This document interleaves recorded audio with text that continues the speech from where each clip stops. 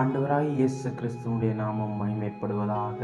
இந்த நாளிலுமாக உங்களோடு மேய்ப்பனின் கோல் எபிசோட் மூலம் உங்கள் யாவரையும் சந்திப்பதிலே நான் மகிழ்ச்சி அடைகிறேன். நீங்களும் இயேசப்பாக்குள்ளாக சந்தோஷத்தோடு இருப்பீர்கள் என்பதை நான் விசுவாசிக்கின்றேன்.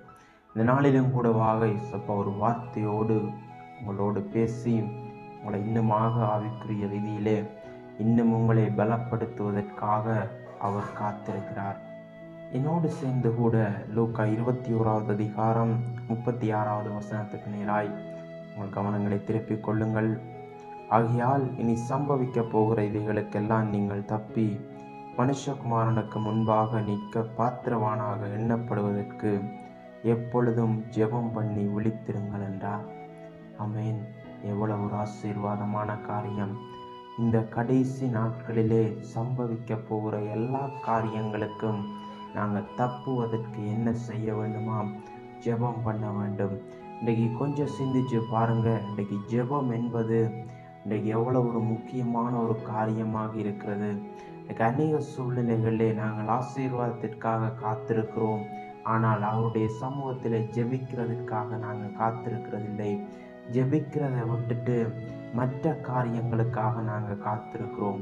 உங்களுடைய வாழ்க்கையிலும் இன்றைக்கு இயேசுப்பா என்ன காரியத்தை சொல்லுகிறார்? இன்றைக்கு இப்படி சம்பவித்து எல்லா காரியங்களிலும் இருந்து நீங்கள் தப்புவித்துக் கொள்வதற்காக விழித்திருந்து ஜெபம் பண்ண வேண்டும்.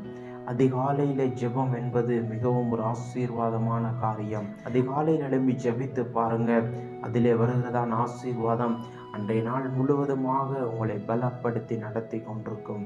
ஆகவே இந்த நாளிலே கூடவாக இன்றைக்கு நீங்கள் ஜெபம் பண்ணுகிறதிலே விழித்திருங்கள் என்று சொல்லப்படுகிறது. அதற்கு நீங்கள் எப்பொழுதும் ஆயத்தம் உள்ளவர்களாக இருக்க வேண்டும். இன்றைக்கு ஜெபிக்காமல் நாங்கள் இருக்கிற சூழ்நிலைகளில் நாங்கள் யோசிக்கலாம், இன்றைக்கு ஒரு ஜெபம் ஒரு பலவீனம் என்று.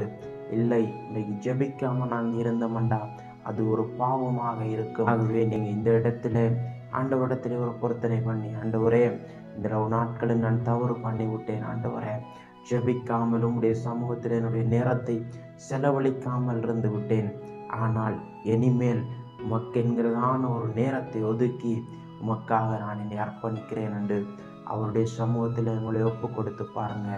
கர்த்தர் உங்களை ஆசீர்வதிப்பார். ஆமென்.